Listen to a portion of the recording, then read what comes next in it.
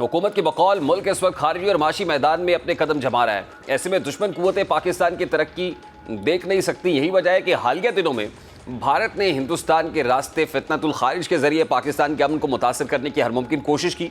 बलूचिस्तान हो या फिर केपी, हिंदुस्तान ने प्रॉक्सीज के जरिए यहाँ पर तखरीबी कार्रवाइयों की कोशिश की और बलूचिस्तान भी कई बार दहशतगर्दों के निशाने पर रहा है। लेकिन फील्ड मार्शल सैयद आसिम मुनीर ने हर घड़ी हर मोड़ पर यह साबित किया है कि उनकी क़यादत में पाक फौज बलूचिस्तान समेत मुल्क भर से इन शरपसंदों की सरकूबी करने में कोई कमी नहीं छोड़ेगी। आज फील्ड मार्शल सैयद आसिम मुनीर ने जनरल हेडक्वार्टर्स में 17वीं नेशनल वर्कशॉप में बलूचिस्तान के शुरका से मुलाकात की। ISPR के मुताबिक फील्ड मार्शल सैयद आसिम मुनीर का शुरका से खिताब करते हुए कहना था कि बलूचिस्तान पाकिस्तान का फ़ख्र है, जो बासलाहियत, मुहिब्बे वतन और पुरज़्म अवाम की सरजमीन है। लोग सूबे का असल सरमाया है। अवाम फलाह पर मबनी हिकमत अमली के जरिए बलूचिस्तान के समाजी और माशी मंजरनामे को बेहतर बनाने के लिए भरपूर इकदाम किए जा रहे हैं। फील्ड मार्शल का कहना था कि भारत की हिमायत याफ्ता अनासर फितनतुल खारिज और फितनतुल हिंदुस्तान मनफी प्रोपेगेंडे के जरिए अवाम दुश्मन और तरक्की मुखालिफ एजेंडा फैला रहे हैं। रियासत इन तमाम दहशतगर्दों के खिलाफ भरपूर कार्रवाइयाँ कर रही है ताकि बलूचिस्तान को उनके शर से पाक किया जाए। फील्ड मार्शल सैयद आसिम मुनीर का मजीद कहना था कि पाकिस्तान खत्ते में अमन और इस्तेहकाम का ख्वाहिशमंद है, ताहम अपनी इलाकाई सालमियत पर किसी भी किस्म की बराह रास्त या बिलवास्ता खिलाफ वर्जी का मजबूत और फैसला कुन जवाब दिया जाएगा। अब सिविल मिलिट्री क़यादत ने यह तय कर लिया है कि वह न सिर्फ बलूचिस्तान से शरपसंदों का खात्मा करेगी बल्कि केपी समेत जब दहशतगर्दी सर उठा रही है वहाँ वो फितनतुल हिंदुस्तान के खिलाफ सीसा पिलाई दीवार बनकर खड़ी हो जाएगी। अब जैसा कि अफगानिस्तान हुकूमत, जिसने गुज़श्ता चंद रोज़ से ये साबित किया है कि वो भारत के हाथों में खेल रही है, अफगान वज़ीर ख़ारजा अमीर मुत्तकी के दौरे भारत के दौरान अफगान तालिबान और फितनतुल हिंदुस्तान ने पाकिस्तान के खिलाफ इश्ताल अंगेज़ी की कई कोशिशें की। यहाँ तक कि 48 घंटों के सीज़ फायर के दौरान भी अफगानिस्तान ने भरपूर दरअंदाजी की, लेकिन पाकिस्तान ने हर मौके पर मौसर जवाबी कार्रवाई के जरिए अफगानिस्तान पर यह वाज़ेह कर दिया कि पाकिस्तान किसी भी जारहियत का मुंह तोड़ जवाब देने की सलाहियत रखता है। अब कतर मुआहदे के नतीजे में दोनों फरीकैन में मुस्तकिल जंगबंदी तो हो गई है और 10 रोज़ से बंद तोरखम बॉर्डर खुलने के इम्कानात भी बढ़ गए हैं, लेकिन कोई बैद नहीं कि भारत फिर से अफगानिस्तान को पाकिस्तान के खिलाफ आलाकार के तौर पर इस्तेमाल करे। यही वजह है कि वज़ीर दिफा ख्वाजा आसिफ अफगानिस्तान के साथ फिर से मुमकिन कशीदगी के बढ़ जाने के इम्कानात को रद्द नहीं कर रहे। यानी जब तक अफगान हुकूमत जंगबंदी पर कायम रहेगी तब तक पाकिस्तान भी खामोश रहेगा। अगर अफगानिस्तान ने फिर से दरअंदाजी की कोशिश की तो उस सूरत में फिर पाकिस्तान अफगानिस्तान को उसी ज़बान में जवाब देने का हक महफूज रखेगा। बहरहाल ये हकीकत है कि अफगान तालिबान पाकिस्तान में दहशतगर्दी की पुष्पनाई कर रहे हैं।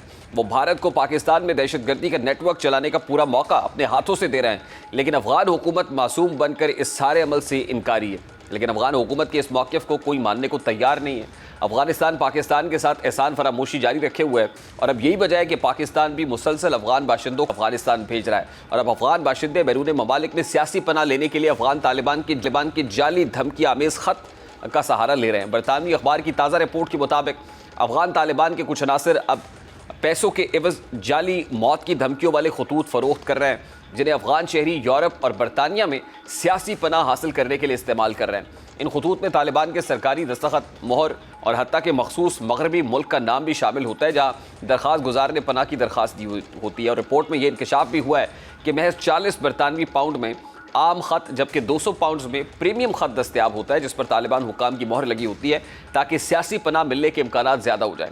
इन खतूत में तहरीर होता है कि दरख्वास्त गुजार ने मगरबी हुकूमतों से ताउन किया, इसलिए तालिबान इसे कानूनी सज़ा देंगे। यानी खौफ, मजलूमियत और ख़तरे का ये मसनूई बयानिया इन अफगान शहरियों के लिए ज़िंदगी और मौत के दरमियान फ़र्क बन चुका है। ये कारोबार महज जालसाजी का नहीं बल्कि अफगान माशरे की इस मायूसी की अलामत है जो गुज़श्ता 2 दहाइयों की जंग, बदअमनी और गैर यकीनी सूरत हाल के नतीजे में जन्म ले चुकी है कि अफगान शहरी आखिर इस हद तक क्यों पहुँच गए कि उन्हें जाली धमकी नामों के ज़रिए बैरून मुल्क पनाह लेने की ज़रूरत महसूस हो रही है। और उसकी कई गहरी वजूहात हैं। सबसे पहली वजह अफगानिस्तान की मौजूदा सियासी और माशी बेयकीनी है। तालिबान के इक़्तिदार में आने के बाद लाखों अफगान शहरी, ख़ास तौर पर नौजवान, ख़ुद को महदूद, खौफज़दा और बेरोज़गार महसूस कर रहे हैं। ख़ातीन के लिए तालीम और मुलाज़मत के दरवाजे तकरीबन बंद हो चुके हैं। मीडिया की आज़ादी ख़त्म हो गई है और बैनुल-अक़वामी सरमायाकारी ना होने के बराबर रह गई है। दूसरी बड़ी वजह यह है कि मगरबी ममालिक में पनाह के लिए ख़तरे की बुनियाद को एक मजबूत जवाब समझा जाता है। अगर कोई शख्स ये साबित कर दे कि उसे अपने वतन में जान का ख़तरा है तो उसके पनाह मिलने के इम्कानात बढ़ जाते हैं। यही वजह है कि अफगान बाशिंदे जाली खतूत के ज़रिए ख़ुद को तालिबान के सामने मजलूम के तौर पर पेश करते हैं ताकि कानूनी तहफ़्फ़ुज़ हासिल कर सके। तीसरी वजह अफगानिस्तान की इंसानी बहरान की सूरत हाल है। खुराक की कमी, सेहत की नाकाफ़ी सहूलियात, तालीम का फुकदान और मुस्तक़बिल की गैर यकीनी ने लोगों को इस हद तक मजबूर कर दिया है कि वो किसी भी रास्ते से मुल्क छोड़ने पर आमादा है, चाहे वो रास्ता गैर कानूनी क्यों ना हो। ये सूरत हाल न सिर्फ अफगान माशरे की बदहाली बल्कि आलमी बरादरी की गफलत को भी जाहिर करती है। मगरबी ममालिक ने 20 साल तक अफगानिस्तान में अपनी मौजूदगी को जमहूरियत और अमन के नाम पर पेश किया है, लेकिन तालिबान की वापसी के बाद उन्होंने लाखों अफगानों को तनहा छोड़ दिया। अब यही अफगान शहरी इस उम्मीद पर जाली खतूत खरीद रहे हैं कि शायद मगरबी सरहदें उनके लिए खुल जाए। दूसरी जानिब हुकूमत TLP की जानिब से हालिया कशीदगी के पेश नज़र उस पर तमाम दरवाजे बंद करने पर गौर कर रही है और आज वज़ीर दाखिला मोहसिन नकवी से मुफ्ती मुनीब रहमान की सरबराही में उलमा की बात की है, जिसके बाद उन्होंने मीडिया टॉक की। उसमें वो क्या कहते हैं ज़रा वो भी आपके सामने रखता हूँ। हम तमाम अपने उलमा कराम का एहतराम करते हैं और आप सबको पता है कि पाकिस्तान इस्लाम के नाम पे बना हुआ है और हम उनको सबको सपोर्ट करते हैं और इंशाल्लाह करते रहेंगे। हाँ, जो कोई जत्था वेपन्स के साथ कहीं पे भी होगा, चाहे वो किसी भी सूबे में हो, उनके ऊपर ज़रूर एक्शन होगा और उसमें मेरे ख्याल है किसी किस्म की किसी को कोई गलतफहमी नहीं होनी चाहिए। इस सारे मामले पर बात करेंगे। इस वक्त international relations expert professor doctor Zafar Jaspal हमारे साथ मौजूद है। अस्सलाम वालेकुम डॉक्टर साहब, बहुत बहुत शुक्रिया आपके वक्त के लिए। डॉक्टर साहब, सबसे पहले तो अफगानिस्तान के साथ जो सिचुएशन है, कतर में जो कुछ हुआ, सीज़ फायर हो गया, लेकिन क्या ये देर पा रहेगा? ये टेम्परेरी सीज़ फायर है, उसके बाद फिर हम कशीदगी देख रहे होंगे आने वाले दिनों में? क्योंकि आज इंटीरियर मिनिस्टर से भी इस मुतालिक सवाल हुआ और वो कहते हैं कि जो इससे पहले पाकिस्तान ने रिस्पॉन्ड किया वो बड़ा बिफिटिंग रिस्पॉन्स था और अफगानिस्तान जानता है कि अगर वो ऐसी हरकत करेगा तो उसके साथ क्या होगा। देखिए, ये जो अफगानिस्तान के साथ इश्यूज हमारे खराब हो रहे हैं, इसके अंदर इंटरेस्ट ग्रुप्स इन्वॉल्व हैं और अफगान तालिबान को जहाँ से पैसा मिलेगा वो तालिबान गवर्नमेंट वो उसको परसू करेंगे। इस वक्त इंडिया के साथ उनकी बहुत ज़्यादा गहरी दोस्ती बन रही है और उसके अंदर इंडियन मनी इन्वॉल्व है। वो पाकिस्तान को ब्लैकमेल करने और अपनी डेमोन्स्ट्रेशन करने से बाज नहीं आएंगे। ये काबुल का एक वतीरा रहा है कि काबुल में जो भी गवर्नमेंट होती है वो पाकिस्तान को ब्लैकमेल करने के चक्कर में इंडिया के साथ मिलती है और पाकिस्तान के अंदर जो प्रॉब्लम्स हैं उनको ज़्यादा तकवीत देती है। साथ रह गया कि जब तक TTP को अफगान तालिबान नहीं कंट्रोल करेंगे या BLA की सपोर्ट करना नहीं छोड़ेंगे तो नेचुरली ये मसला तो हल नहीं होगा। अब साथ उन्होंने नई डिबेट शुरू कर दी है कि ये दूरन लाइन नहीं है, ये बॉर्डर नहीं है। जब ये पैदा नहीं हुए भी थे तो उस वक्त भी तो ये लाइन थी, ये बॉर्डर था। उनको ये रियलाइज कराने की ज़रूरत है और मेरा ख्याल है कि वो इस तरह के रेटोरिक से बहुत सी चीज़ें अचीव करने की कोशिश करेंगे, मगर पाकिस्तान को अब अपीजमेंट करना छोड़ना पड़ेगा जो ऑलरेडी हम छोड़ चुके हैं। तो उसमें अब उनको लेसन लर्न करना पड़ जाएगा कि जो मुल्क उनको ओपन आर्म के साथ रिसीव कर रहा था, उनकी हर चीज़ को देख रहा था और ये जो प्रूव कर रहा था कि अफगान जहाद है, अफगान सोवियत के खिलाफ लड़े और जीते, अफगान अमेरिकन को यहाँ से निकालने में कामयाब हो गए, उनको ये नहीं भूलना चाहिए कि वो किसकी मदद से और कौन लड़ रहा था। एक्चुअली वो पाकिस्तान था। तो लिहाजा पाकिस्तान ने बहुत कुर्बानियाँ दी, मगर ये क्योंकि ये नहीं समझने वाले, तो इस तरह की जो जिनका स्ट्रेटेजिक कल्चर होता है, ब्लैकमेलिंग जो उनके कल्चर में आ जाती है और इस तरह के वो अपने आप को अपने बहुत ज़्यादा जोन में चले जाते हैं कि हम बड़े वॉरियर हैं, उनको मिलिट्री मसल से कंट्रोल किया जा सकता है। और मेरा ख्याल है कि पाकिस्तान की इस वक्त जो रूलिंग एलीट है या लीडरशिप है, उसने ये अपनी कंसेंसस डेवलप कर लिया है कि अब हम ईंट का जवाब ईंट से देंगे, न कि डिप्लोमेसी से। डॉक्टर साहब, बड़ा सादा सा सवाल है। दूसरे मानों में अब ये भी बड़ा अजीब लगता है कि अफगानिस्तान में कोई भी रजीम हो, वो अशरफ गनी हो या फिर मौजूदा तालिबान रजीम हो, हमारे ताल्लुकात ख़राब ही रहते हैं। उसकी वजह यह है कि जो वहाँ रजीम होता है उसको अपनी लेजिटिमेसी चाहिए होती है, क्योंकि उसकी पर्सनल लेजिटिमेसी तो बहुत लिमिटेड होती है। तो वो अपनी अवाम में भी सारे किसी पे उसने गुनाह डालने होते हैं और अपनी लेजिटिमेसी ड्राइव करनी होती है एक्सटर्नल नेबरिंग थ्रेट से। साथ वो मेजर पावर्स जो खास तौर पे हमारे अगेंस्ट हैं उनको भी उसने कैश करना होता है। यही वतीरा अशरफ गनी का था, यही वतीरा आपको नजर आया उनके दौर में क्या कहते हैं, हामिद कारज़ई की बात, कारज़ई साहब के में, और यही आपको नजर आ रहा है इसमें। तो मेरा ख्याल है कि पाकिस्तानियों को अब ये रियलाइज कर लेना चाहिए कि हमारे साथ तालिबान जो है या अफगानिस्तान एक नेबरिंग स्टेट है, ये ब्रदरहुड नहीं है। जब हम कहते हैं brother, we are not a friends, तो जो भी काबुल में बैठा होगा उसका यही माइंड सेट होगा। और क्योंकि हमने बहुत अरसा तालिबान पे बहुत ज़्यादा फोकस किया और अपने सारे एग्स एक ही बास्केट में रखे, तो हमें भी अब मल्टीपल ग्रुप्स के साथ और इवन पश्तून ग्रुप्स में भी, क्योंकि सब तो तालिबान के साथ नहीं है, हमें उनको हाईलाइट करना चाहिए। ये हमारी स्ट्रैटेजी फेल हो गई है कि तालिबान को हम हर वक्त पालते रहे, और यही उनकी ख्वाहिश है। मगर हमने दुनिया के साथ चलना है, हम एक सिविलाइज स्टेट है, हम चाहते हैं कि अफगानिस्तान में अमन हो, कारोबार बढ़े, लोगों की जिंदगी महफूज हो।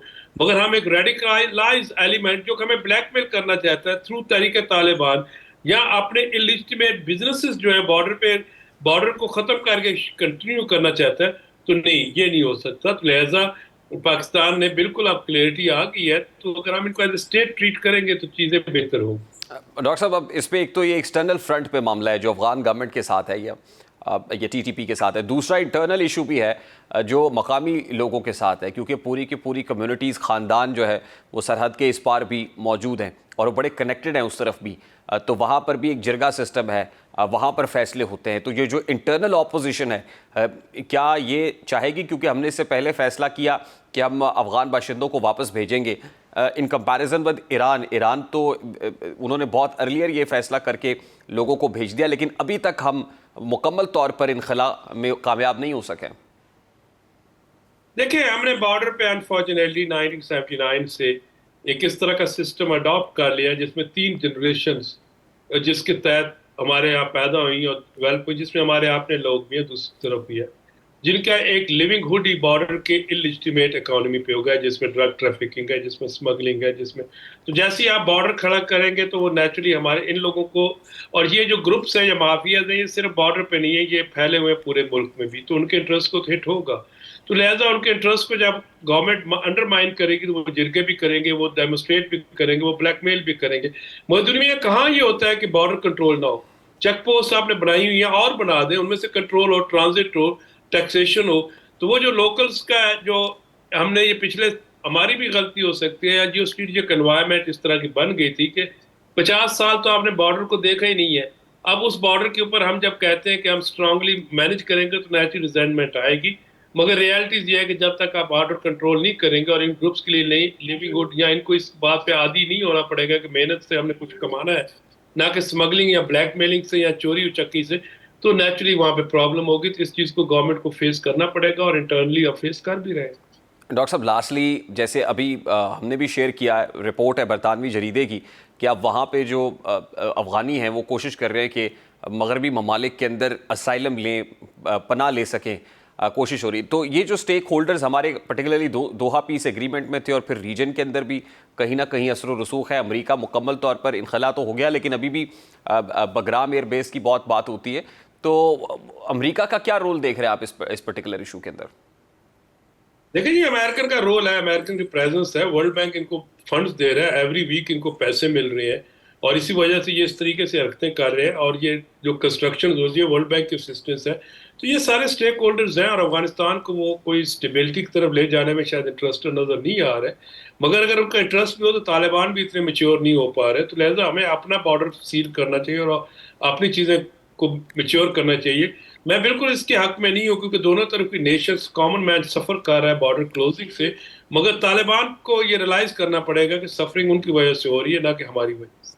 नहीं, लेकिन डॉक्टर साहब, वहाँ पे जो इंस्टेबिलिटी है, एज यू जस्ट मेंशन्ड, वही तो बहुत बड़ी वजह है कि लोग निकल के दूसरे ममालिक में असाइलम लेना चाहते हैं या निकल के पाकिस्तान का रुख करना चाहते हैं। तो वहाँ पर जो इंस्टेबिलिटी है उसमें क्या सोल रिस्पॉन्सिबल वहाँ की अफगान गवर्नमेंट है या फिर इंटरनेशनल कम्युनिटी भी है? मेरा ख्याल है कि सबसे पहले तो अफगान गवर्नमेंट खुद है। इंटरनेशनल कम्युनिटी तब आएगी ना जब वो खुद अपने आप को सही ना कर रहे हो। इंटरनेशनल कम्युनिटी ने उनको ये तो नहीं कहा कि आप टेररिस्ट के 22 ग्रुप्स को वहाँ पालें। इंटरनेशनल कम्युनिटी ये तो नहीं कहा कि आप वहाँ पे कोई लॉ एंड ऑर्डर ना रखें, आप वहाँ पे एजुकेशन ना करें, वहाँ पे आम आदमी को रहने के लिए ना करें। इंटरनेशनल कम्युनिटी ने उनको ये तो नहीं कहा कि आप हर वक्त गन उठाई रखें और लोगों को मारते फिरें। इंटरनेशनल कम्युनिटी ने ये तो नहीं कहा कि आप नेबर्स के साथ, जिसने आपके साथ 50 साल आपको बेयर किया, उसके साथ लड़ना शुरू कर दें। तो मेरा ख्याल है कि ये सारी चीज़ें जो है इंटरनेशनल कम्युनिटी में ब्लेम करने के बजाय हमें इन मुल्लास पे करना चाहिए जो इसके रिस्पॉन्सिबल। बहुत बहुत शुक्रिया प्रोफेसर डॉक्टर ज़फ़र जसपाल हमारे साथ। Take a very quick short break, और ब्रेक के बाद वापस आएंगे, लोकल मुल्क की इकॉनमी की बात करेंगे। इस ब्रेक के बाद हमारे साथ रहिएगा।